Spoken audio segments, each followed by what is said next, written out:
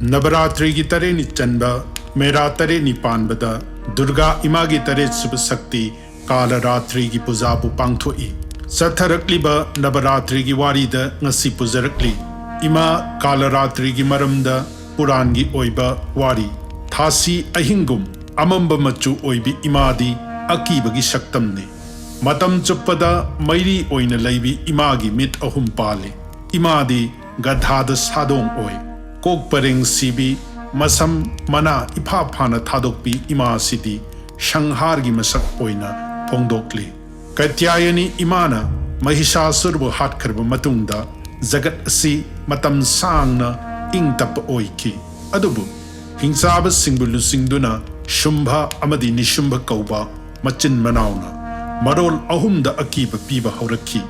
Swargabu makoina khudum chanduna Lai khudingmak swargadagi tanthokki Durga imana ambika oiduna Shumbha nishumbhagi tengolga lantheng naduna Hingsaba singi senapati oiba Chanda amadi mundabu hatki Kaiduna chenkraba magi lanmi singbu lusing handuna Shumbha amadi nishumbhana Raktabijabu lanphamda tharakki Durga imagi tengolda yauriba Brahmani amadi Indrani na chingbana Raktabijabu mamagi khulaina thaki Angakpa baradan phanglaba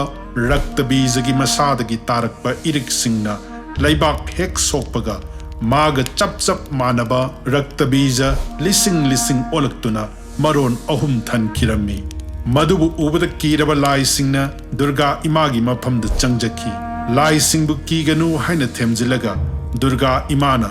Kalaratri kaubi akibagi masak oibi rukpu putoki Magi sanglaba maraina Raktabijagi masadagi tarakpa I khuding laibakta tahandana thakki Asumna imana hingsabagi sakti pumbaloi shinduna Raktabijabu hatki Navaratri ki taretni suba ahing sidi siddhi khuding phangba yaba Miyoibagi nungda laiba taret suba sahasra chakrana hangba numitni Imadi ahingi lairembini Tantra amadi mantra khudingmak siddha oinaba Pukning wakalgi ayauba sazel tauba yaba amambagi mabemani Amukshu kal haibasina asiba haibadi hatpa natraga manghanbabu khanghalli Ratri haibasina ahing amamba phattaba natraga khangda udababu khanghalli Punna Kalaratri haibasina miyoibagi nungda lairiba agyan singbu manghanduna anganbabu phanghanbabu takli Masibu siddhi phangba kawi maram sinani imana agyan oiba gadhagi mathakta phamduna miyoibagi khangda udaba singbu manghanbini haibadu takli Sangsarda hingsaba pumbu chathokhtuna manghanbi imana thaujal gi lairembi oiduna bhakta singi nungda lairiba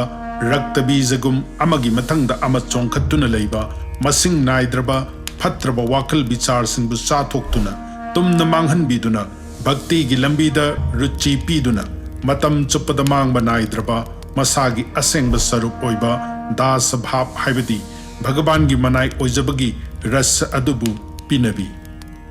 Kalaratri imadi akal mritu dosabu manghanbini Manai gi phattaba dos khuding manghanbiduna nabadha bhakti gi manungda dasyabu pinabi imani Hare Krishna